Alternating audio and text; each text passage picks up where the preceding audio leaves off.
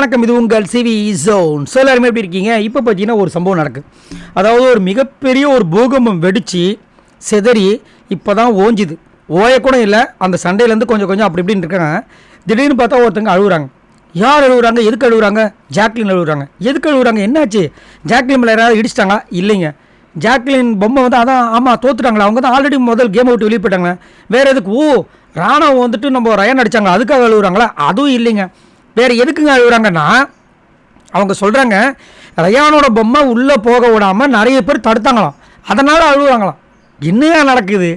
இது என்ன ஒரு புரியல எனக்கு. இந்த கேமோட சாராம்சமே ஒருத்தவங்களோட பொம்மை உள்ளே போகக்கூடாதுன்றது தான். அது இந்த மாதிரி எல்லா ரவுண்ட்லேயும் அந்த மாதிரி தான் நடந்துச்சு.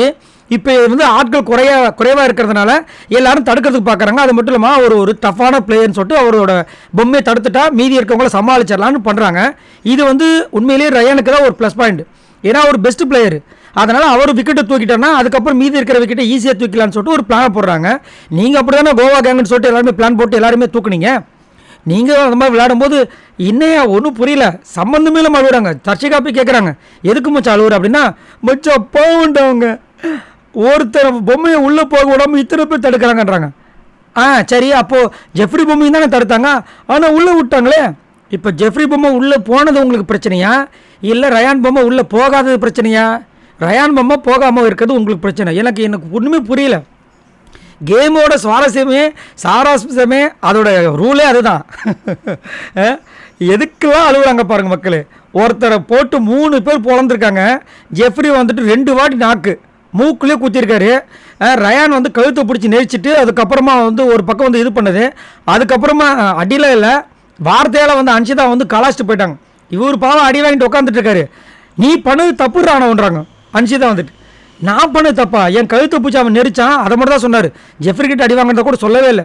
சொன்னால் இன்னும் என்ன ஆகும்னு தெரில. அவன் சின்ன பையன், ஏதோ குழந்தை வந்து இப்படி லைட்டாக அப்படி தட்டியிருப்பான். நீ அதை பெருசு பண்ணுற சொன்னால் கூட நீங்கள் ஆச்சரியப்படுறதுக்குல. ஆனால் என்னையை கேட்டிங்கன்னா அங்கே வந்து ராணுவ ரூல் பிரேக் பண்ணார், இல்லைன்னு சொல்ல. ரூல் பிரேக் கேமில் வரும். கேமில் வந்து ரூல் பிரேக் வரும். அதுக்கு பனிஷ்மெண்ட்டு பிக் பாஸ் கொடுக்க போகிறார். நீங்கள் வந்துட்டு இங்கே தடுக்கலான்னு பிக் பாஸ் சொல்லிட்டார். அதை தடுக்கிற வேலையை அவர் பண்ணார். இவங்க தடுக்கிறதுக்கு இது பண்ண முயற்சி பண்ணோம். இல்லைன்னா அவ்வளோதான், சரண்டர் தான், வேறு வழி கிடையாது.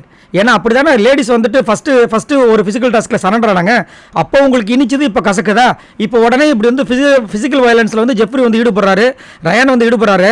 அன்றைக்கி அந்த பொண்ணுங்களாம் சேர்ந்து பாய்ஸ் வந்து ஃபிசிக்கல் வயலன்ஸில் இடிச்சிருந்தாங்கன்னா என்ன பண்ணியிருப்பாங்க? ஸோ அங்கே இருக்கிறது தப்பு இல்லை அப்படின்னா இங்கேயும் தப்பு இல்லை, அங்கே இருக்கிறது கரெக்டுனா இங்கே இருக்கிறதும் கரெக்ட். இதுதான் என்னோட கருத்து. ஸோ உங்களோட கருத்து சொல்லுங்கள். இங்கே ஜாக்லின் கதற அழுகிறதுக்கு காரணம் நீங்கள் கரெக்டுன்னு நினைக்கிறீங்களா, தவறுன்னு நினைக்கிறீங்களா? இந்த வீடியோக்கு ஒரு லைக் தட்டி விடுங்க. மறக்காம நம்ம சேனலை சப்ஸ்கிரைப் பண்ணுங்கள். பாய் நண்பர்களே.